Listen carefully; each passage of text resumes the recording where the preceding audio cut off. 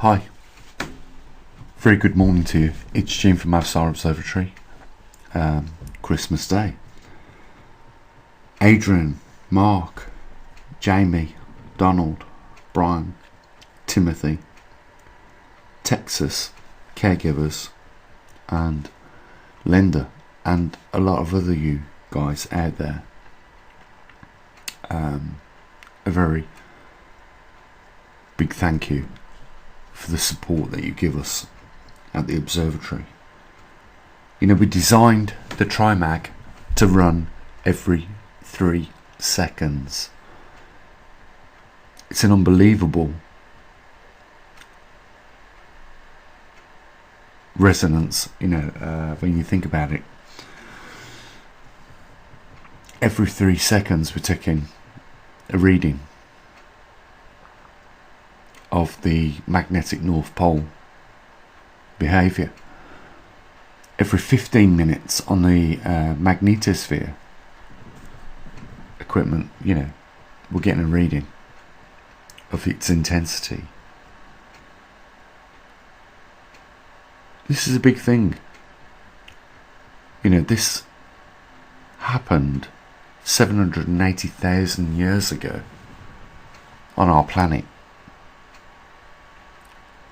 and has been overdue, can you believe, 500,000 years. Here we are today. You know, most of us take it for granted. The sun is shining. We have an atmosphere. We have 80% of our normal magnetosphere strength, which protects us. This is a big deal. A lot of people understand this, but it's a big deal because, you know, Mars had an atmosphere. It had water on its surface. We know this through looking just directly at the planet through our telescopes and our satellites. We can see the terraform had water, which eroded valleys into its surface, and maybe, not yet confirmed, had life. Our neighbouring planet went through a solidification of its core, which stopped its eruptive processes of volcanic activity.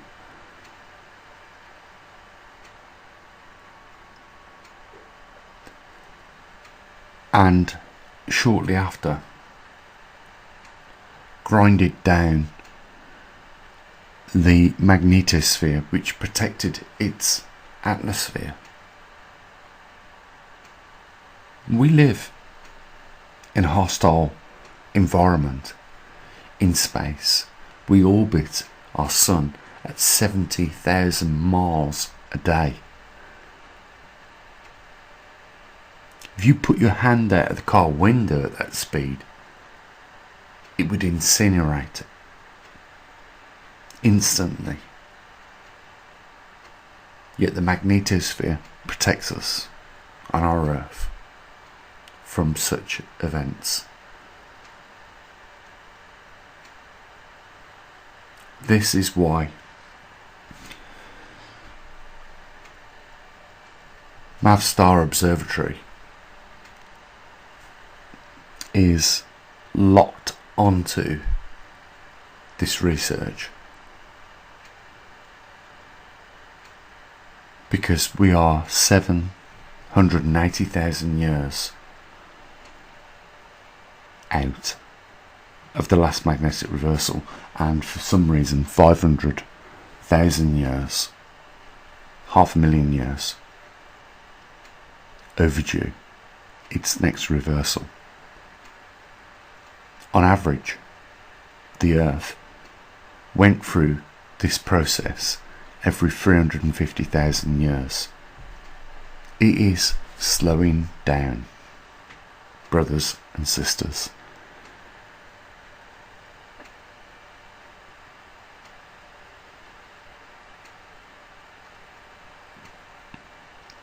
governments around the world seem more interested in other anomalies, such as CO2 in the atmosphere. That's fine.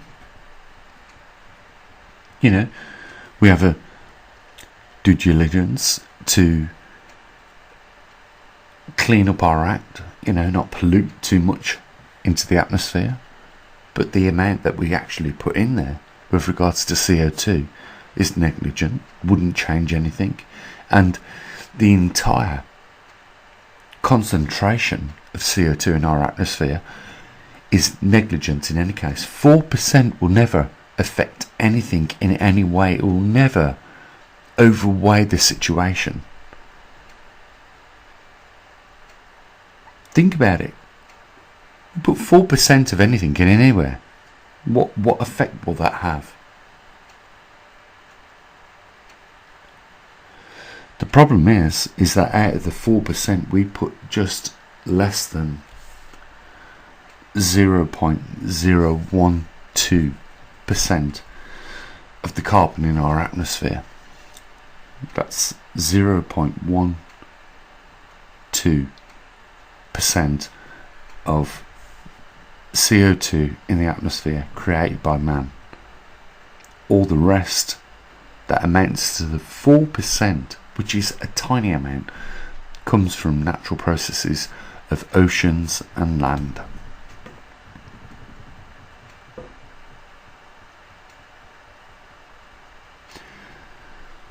Yet we see this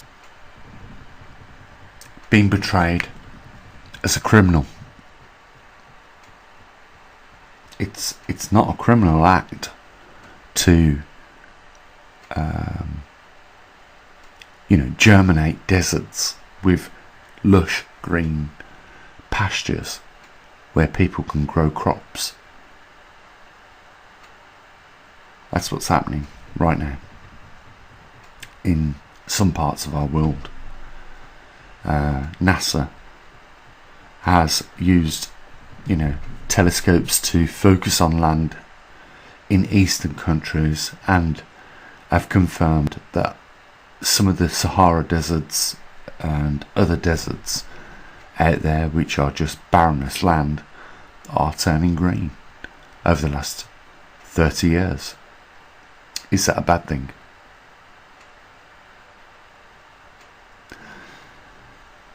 CO2, by the way, is actually falling. I don't think that's a good thing. We've studied it. We've got the data on this website. Over the last year, CO2 has fallen. You can see the data yourselves on Earth Alpha at a glance.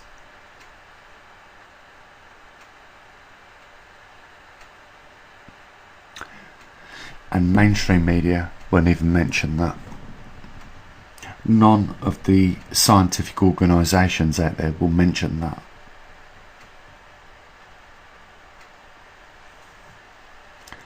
Yet, people like myself have recorded it. So, CO2 is falling, and it's not a surprise, because when you consider where we are on the Milankovitch cycle, 100,000 year cycle, we can see that we're going back into a glacial period, and as a result of that, we naturally lower the CO2 output. That's because the oceans cooled down, the land cools down, and the majority of the gigatons of CO2 that is put into the atmosphere reduces.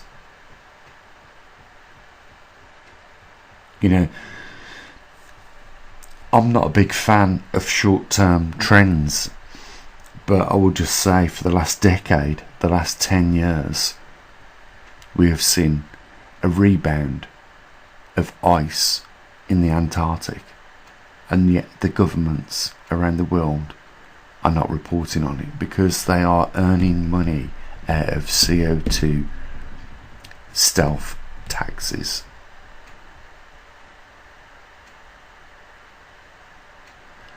The biggest problem we face today, and I would be on board with the governments if they took it upon themselves to address it, is that we are returning back into a natural glacial period, which means most of the northern hemisphere, as far as growing crops is concerned, is going to go offline. Can you believe the United Nations have set such policies which has put 3,000 farms out of business in Denmark? Denmark, second world largest exporter of foods. The war in Ukraine is stopping one of the largest producers of sunflower oil and other staple foods. And then I heard yesterday in the news there was another country in Europe, can't think of it now, but basically it's going to go offline. So we're facing a crisis on many scales. I would say on many scales. It's not just the magnetic pole reversal conversing our climate into the state it is today, seeing interchange with polar jet streams mixing with tropical jet streams, and then we've got tropical jet streams over the equator mixing also. But we also have our own actions as human beings.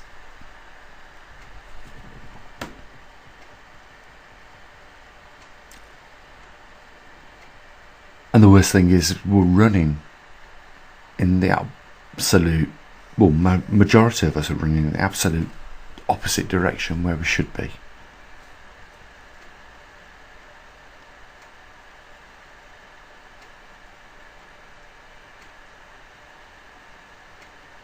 And there's something else which we are all going to have to, at some point, take on board.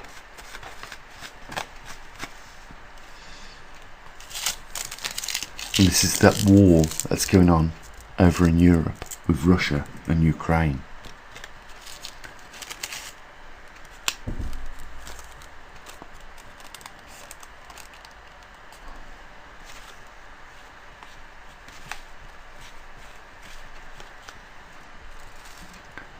David, you asked, so I'll give you my opinion. I know you're going to be moving to a different location from Florida. You're going to be taking yourself and your family to a new location 1,500 feet above sea water. It's exactly where I live at the moment in the UK, central UK. We're at 500 metres. Times that by 3, you get the feet index, 1,500 feet. But I'm not here because I'm worried about tidal waves washing away the lower land. I'm here because that is exactly where I was meant to be at this point in time. And I'm not bothered if I get washed away by tidal waves, hit by meteorites, or assassinated by wicked people, etc., etc. I'm going to stay where I am and try and make the best of it.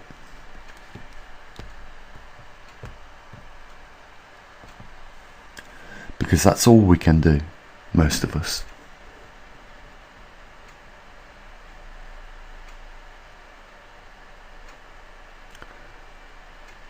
A lot of us don't have £20 to our name. Some people I've been watching in the crisis of the currency market, what's going on around the world right now, you know, some people didn't have 20p to their name. So I understand how they feel.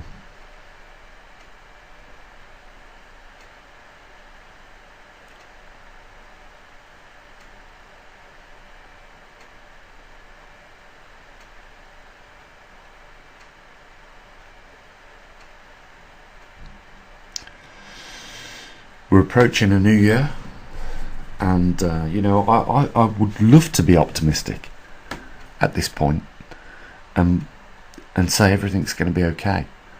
You know, we're approaching in March, the end of March, you know, the 40-degree mark, which we've put on the map. We're also approaching some other things as well, guys, which are not good.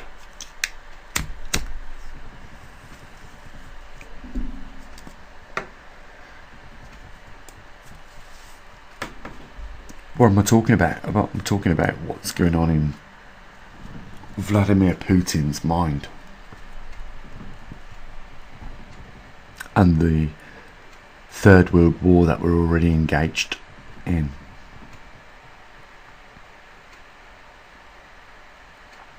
He's not stupid.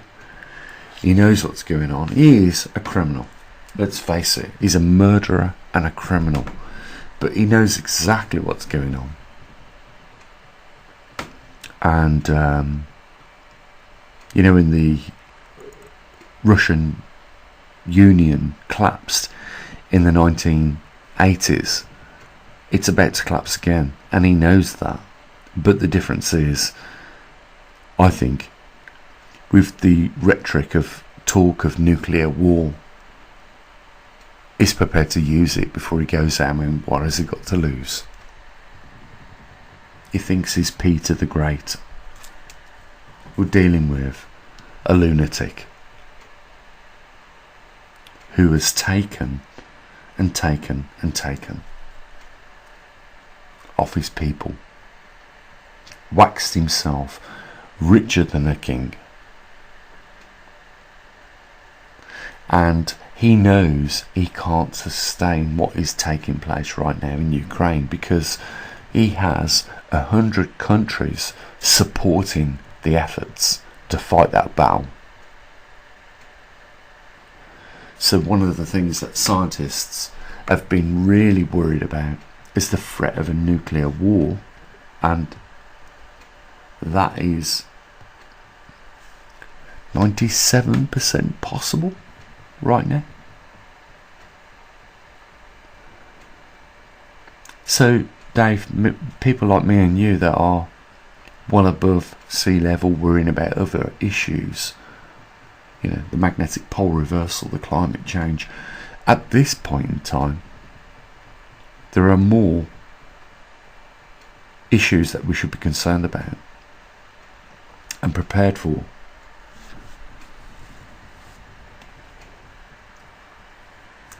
And people talk about, I was talking to this about my parents yesterday, with my parents yesterday. People talk about nuclear war like it's fireworks night. It's a firecracker. It'll go off, boom, done, okay. Some people will get hurt. Are you kidding? If you're within a 3-mile vicinity of a modern day nuclear explosion, your skin is going to burn instantly whilst you are standing.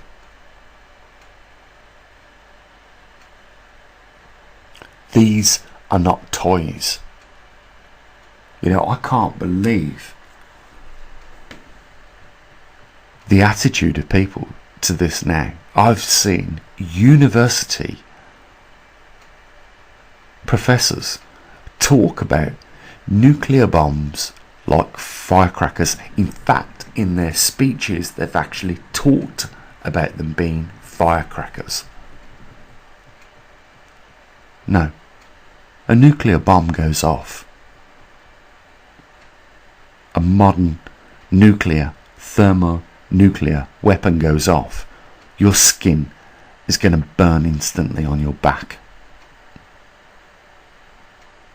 You don't want that.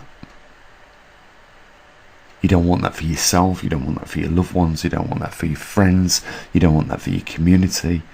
Anyone. It has to be avoided. And we've got some crazy guy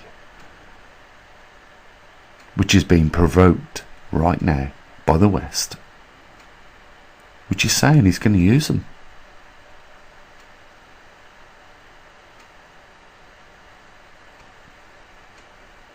Is there any?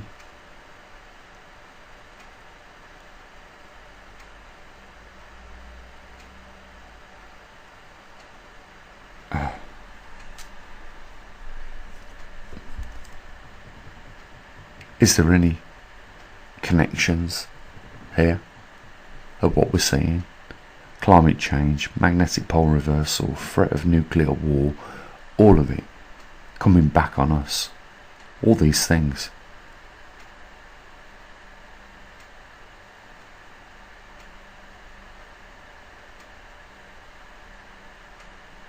We got given a truly amazing place to live that orbited the sun at the right distance so that the oceans weren't frozen and we weren't too close where the oceans were turned into gas. We got water for life, and we can live and breathe and get on with each other, and we could really turn this into a paradise to be living in for the next generations. But without the will to do that, and with the will to do the opposite, to create wars, tell lies, we're gonna generate fusion, we're gonna produce electricity from nothing, we're gonna use hydrogen gas, which is surplus, we're gonna convert that hydrogen gas into energy. A load of bollocks. What an utter load of bollocks. As a scientist, I've learned a few things about energy production, and trust me, I did my due diligence with all the people's claims. I tried them and found them to be no good. We live around the energy we pump into generators. All around us is electricity, and in many years, if we evolve, in many years we will learn that what actually keeps us on the ground is that electricity that we tap to run our lights, our computers, our cars, our homes, everything. It's all around us. You take a generator apart after it's run for 1,000 days.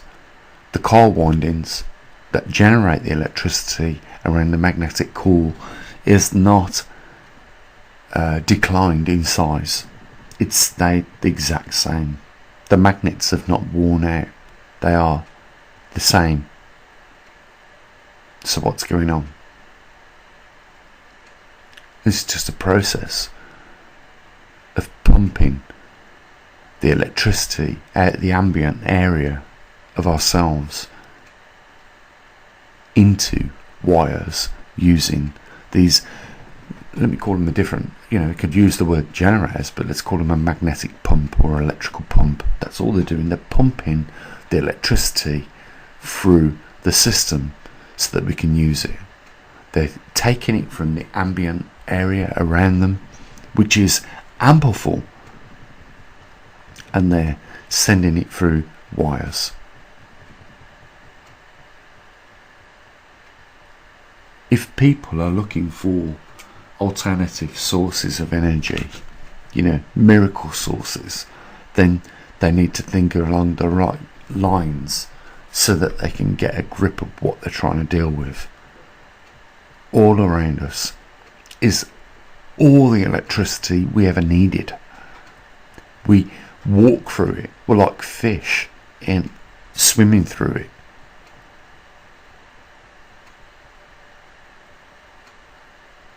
We've discovered some primitive ways of dragging that electricity out of the ambient area which we walk through every day, through some rudimental ways using generators.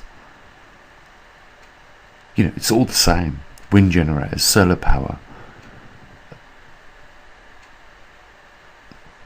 hydro dams, nuclear power.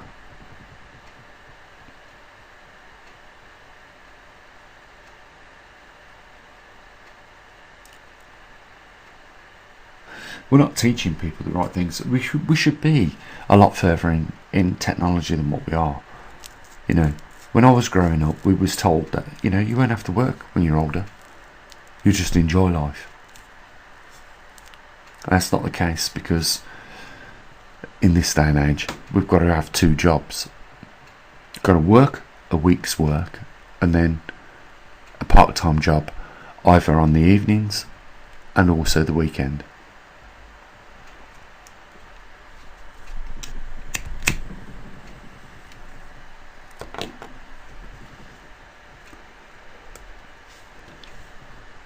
If we continue the route we're going, things are going to get much worse.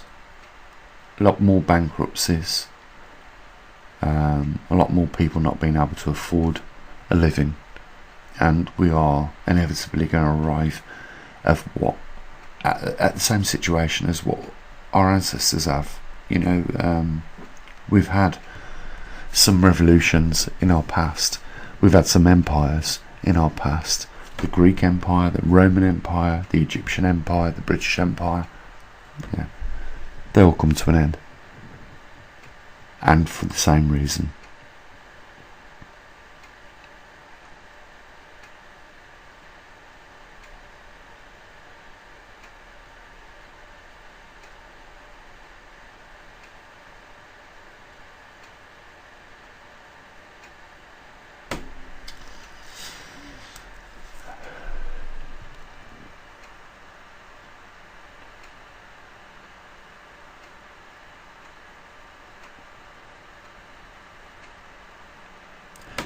David, you asked me my opinion on what my thoughts were about what your plans was and what you're doing. I think you need to go with your gut instinct, brother. And that is the same for anyone else that is listening to me at this point. Go with your gut instinct. Take care of your loved ones. I wish you a Merry Christmas, guys, as always.